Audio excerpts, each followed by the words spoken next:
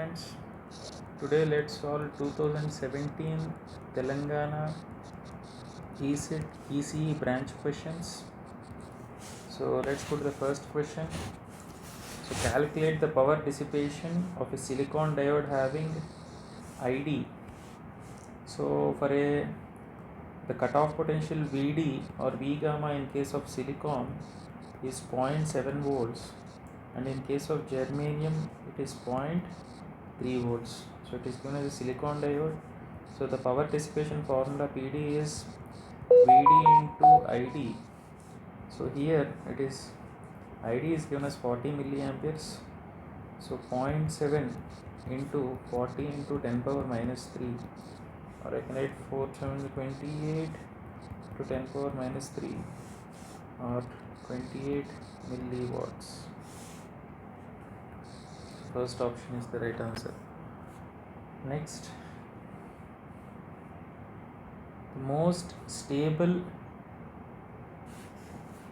biasing technique used in general is voltage divider bias. This is the best bias in terms of accuracy, and it is most popularly used because stability is very high. So in this we have resistor RE, which provides this stability against variations in beta value. So I'll show you the diagram of how exactly it is.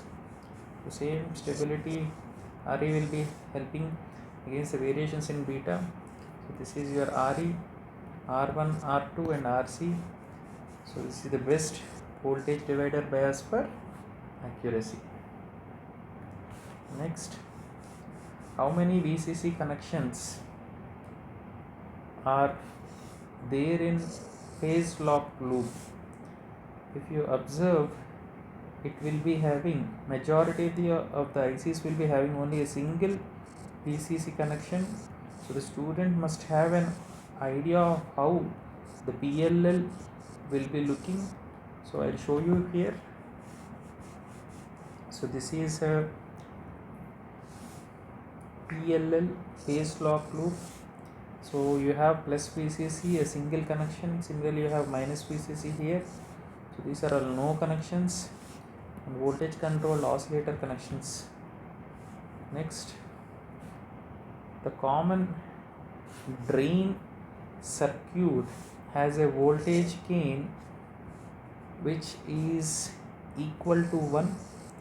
So we have to remember, for common gate, common drain and common source, voltage gain will be least in common drain, whereas it will be high in common gain and medium in common source. So I'll show you a comparison table for this to compare the various factors here. So in case of a common gain, the voltage gain will be high, whereas in source follower common drain it will be low, and in case of a common source it will be medium. So only common source amplifier will be having 180 degrees phase shift like the common emitter amplifier. So input resistance is a very important parameter which has to be high, and output must be low for an ideal amplifier. So common gate suits this, and there is no phase shift in common gate or common source amplifier. So next, so what is the function of comparator in 555 timer? So you have to remember the block diagram as such.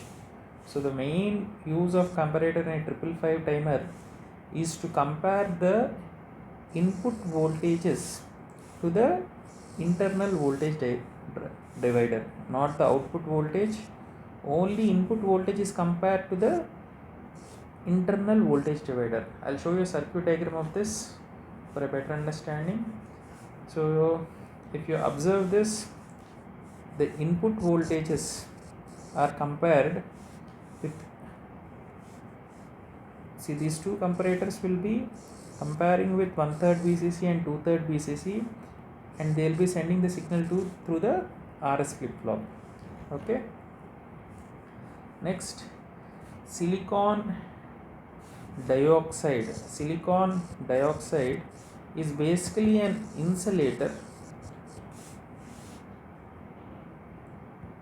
but it is a very poor thermal conductor. So if you see the options here, so Si2 layer in an IC will be acting as an insulating layer. So the same Si2 will be a great electrical insulator and a very poor thermal conductor. Next, what is the value of VGS that makes ID approximately 0? So this is called cutoff voltage, and we can understand what is the importance of cutoff voltage if we see the VDS versus IDS graphs. So if you remember, this will be similar to your common emitter amplifier acting in cutoff and saturation mode and active mode. So to see this, so this is the channel off or cutoff region, this is the linear region, this is the saturation region. So value of the VGS that makes ID approximately 0 is called cutoff voltage. Next, the resistance of JFET biased in ohmic region is controlled by VGS. Now I'll show you, if you remember the characteristics. So for every VGS value, you will be having a separate curve. VGS is equal to -3 volts, -2 volts. So as VGS increases, automatically the ID will be increasing. So student has to remember, so this will be your ohmic region, and this ohmic region will be depending upon the value of VGS. So it is not, even though the graph is drawn between IDS and VDS, here student has to remember it varies for each and every VGS. So the gate to source voltage is an important parameter in ohmic region. So these are the curves which you can see. So as the VGS keeps on changing, so if this is 2 volts, if this is 2 amp, if it is 1 ampere, 0.5 ampere, 1.5 ampere, 3 ampere, so the current will be increasing, ID will be increasing based on the VGS rather than the VDS. So the very tricky question. So this is the ohmic region. So in transistors you can call it as an saturation region, cutoff region and active region. Okay. So the next question. So what is the level of voltage? What is the level of voltage between the input terminals of an amplifier? So this is a concept of vertical ground. So ideally, if one in an op amp, if one is connected to ground, automatically the other terminal will also be at 0 volts, which is called vertical ground. So vertically 0. So the level of voltage between the input terminals is 0. So see this is an op amp configuration in which if this terminal is kept at ground, automatically this is at vertical ground. Next, what is an what is the main purpose of an instrumentation amplifier is to amplify which sort of signals that are riding on common mode voltages. So generally instrumentation amplifier is used to amplify low level signals and reject noise and interference signals. So generally it is used in heartbeat, temperature, blood pressure and earthquakes. So you have to remember, so instrumentation amplifier purpose is mainly to reduce unwanted noise. So instrumentation amplifiers are used for the purpose of high CMRR. So that is why so large and small. So it is used to amplify small signals.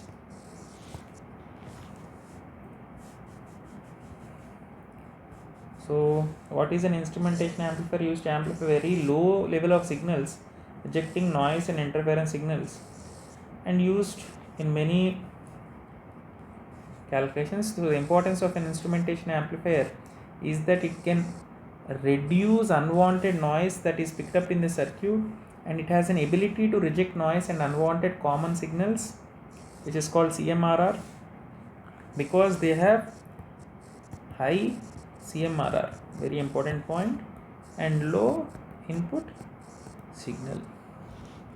Next, so you have find I2 from the loop equations. So I'll multiply this with 6 and this with 4. 6 4s are 24 I1 plus 6 4s are 24 I2 is equal to 6 2s are 12. So 4 6s are 24 I1 plus 4 7s are 28 I2 is equal to 16. So from the second equation, if I subtract the first equation, I will be left with 4 I2, I1 gets cancelled, is 4 I2 is equal to 4, or I2 is equal to simply 1. So this is a tricky maths circuit theory question. So what exactly, how to find the Thevenin resistance? So to find the Thevenin resistance, if there is a black box, all the circuit elements are replaced by their internal impedances. That means a voltage source is replaced by a short circuit, a current source is replaced by an open circuit. So this is called an internal impedances. So to find the Thevenin's resistance, so all the voltage sources are short circuited and Thevenin sources are open circuited. So here I will be seeing this black box from the other two terminals. So that is why, so if you see the option, it is not opening the voltage sources or not short circuiting the terminals, just you will be seeing between the open terminals for VThevenin. So VThevenin is calculated by removing voltage sources. So Thevenin's resistance is basically seen from the output terminal. Next,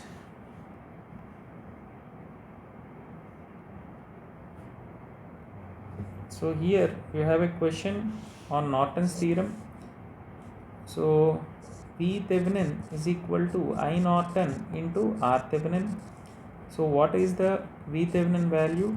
So 5 into 2.8, 5 2s are 10, 5 8s are 5 into 0.8, 4. So I can simply have 14 volts as V Thevenin. So this is the only option. Okay. Next, what exactly is superposition theorem? So superposition theorem can be applied only to circuits having linear and bilateral elements. This question is also asked in Andhra Pradesh examination. So the student has to remember, superposition theorem basically applies for only linear systems and bilateral circuits.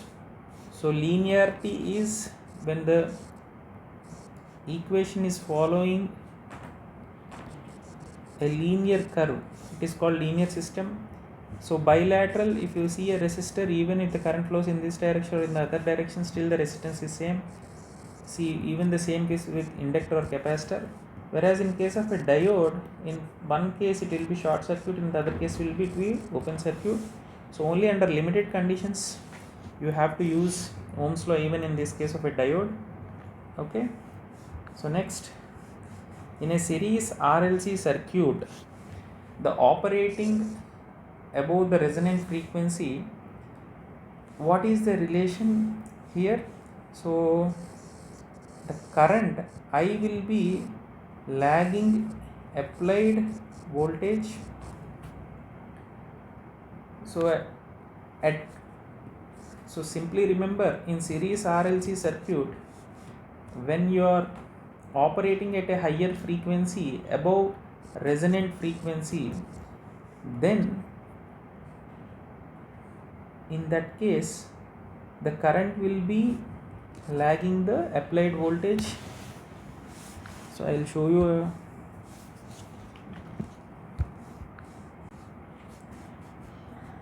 so above resonant frequency, the inductive reactance will be XL will be greater than XC. How? So J omega L and 1 by J omega C. So if your omega is high, automatically this will be higher than the 1 by J omega C. So a RLC operating resonant frequency will be behaving purely inductive circuit. So the phase difference between the current and voltage in the circuit will be inductive in nature. So see this, VR will be in phase, VL will be leading and VC will be lagging. Okay. So next, to tune a parallel resonant circuit to a higher frequency, what is the value of capacitance needed? So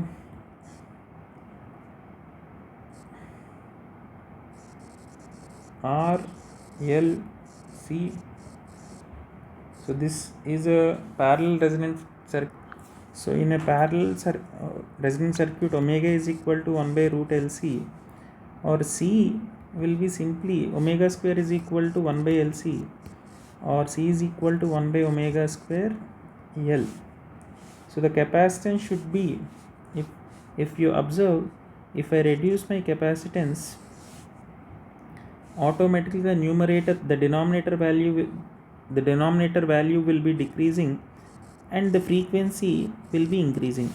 So if you imagine a radio, so if you increase your radio frequency, indirectly you are doing something like this in your radio. So tuning to a particular FM station. Next, what is the quality factor of a series RLC circuit resonating? Resonating frequency is given as 6 kHz, has equal reactance of 4 kilo ohms each and a resistor value of 50 ohms. So XC is given as 4 kilo ohms. She is asking what exactly is the quality factor. Quality factor is nothing but 1 by R into root L by C, or 1 by R is 50 into root L by C, or we also here in this case FR is 1 by 2 pi into root LC. So we also have another formula, Q is simply omega naught L by R, or I can simply write XL by R. Given it is 4 kilo ohms the XL, so it is 4000 divided by R value is 50, or simply I can write 80. Okay. So the next question, the characteristic impedance of a transmission line will be depending upon. So characteristic impedance of a transmission line will be depending upon geometrical configuration of the conductors. So what exactly is a characteristic impedance? Characteristic impedance depends upon the geometry of the transmission line, and characteristic impedance of a lossless transmission line is purely real with no reactive component. So this is a direct question. So characteristic impedance is determined by the geometry of the materials of the transmission line, and it is not dependent upon length. So it will, for a lossless medium, the transmission line is purely real in nature. Next, so what is the SWR of a matched line? So what exactly is a matched line? So when your ZL is equal to Z0, load impedance is equal to the intrinsic impedance, it is called matched line. So if you remember, the reflection coefficient is simply ZL minus Z0 by ZL plus Z0, or I can simply, if I substitute this, I will be getting my reflection coefficient as 0. So if you remember, voltage standing wave ratio is 1 plus reflection coefficient by 1 minus reflection coefficient.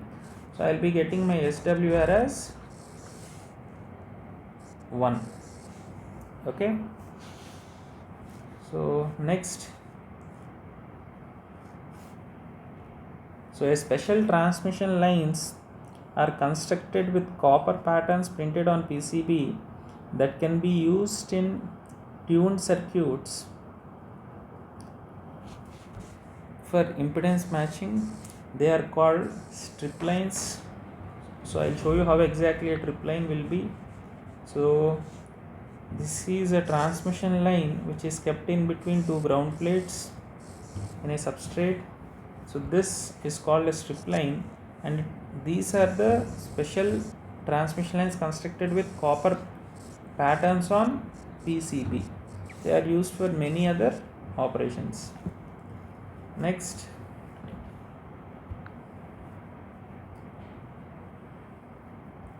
so 1 milliammeter meter is to be converted into 1 ampere meter, and the meter resistance is given. So Rm is given.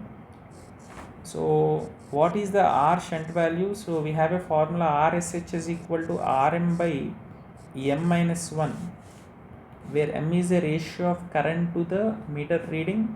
So here Rm is given divided by I by Im minus 1.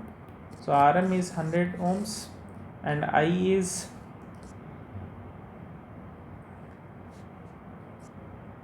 1 ampere divided by 1000 1 ampere, and here you have 1 milliampere, so minus 1.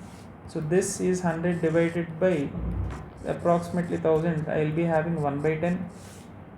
So simply the answer is 0.100. Okay. So M value here is I by Im. Here Im is this. So 1 divided by 1000, 1 divided by 1 milliampere, which will be 1000. That is why I am getting this ratio as 1000 here. Okay. Next question.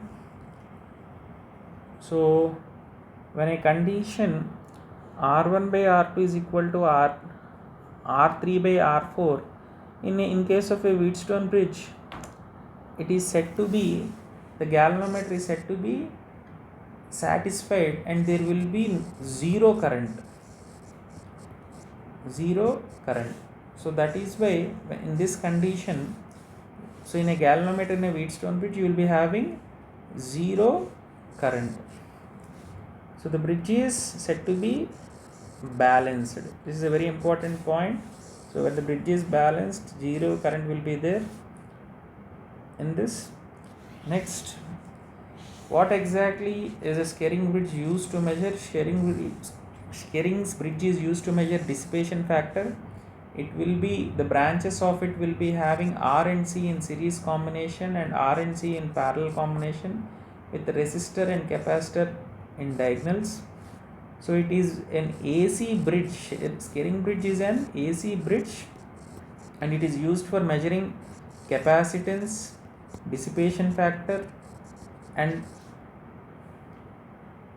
even properties of insulator. So see this. So this is a Scaling bridge used for measuring capacitance of a capacitor, dissipation factor, but is basically an AC bridge. So R and C are series here and R and C are parallel here. Opposite you have resistor and capacitor. So in a CRO, which of the following is not a part of electron gun? So if you observe, cathode is a part, grid is a part, accelerating part is a part, but XY plates are not a part of this. So I will show you the diagram of a CRO for a better understanding.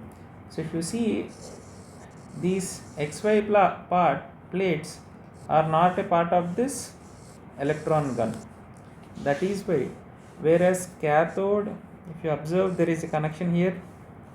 These two plates, see this Y plate or this X plate, are not in contact, whereas anode, cathode and everything are in connection to the electron beam. So student has to remember there will be fluorescent screen here. So X and Y plates are not in contact with the electron beam.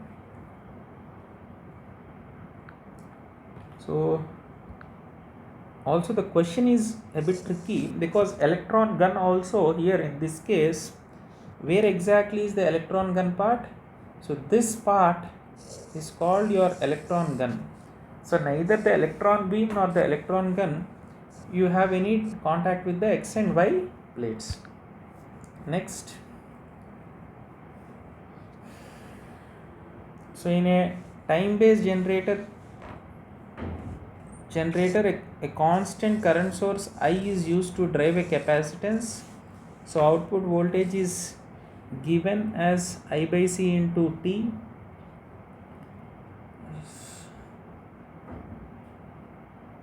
So we know in a capacitor I is C dVc by dt.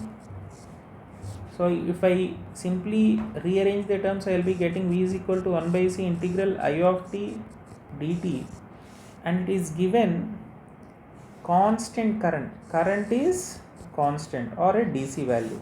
So V is 1 by C, integration of a constant is a value, so I will be getting I outside, I into T.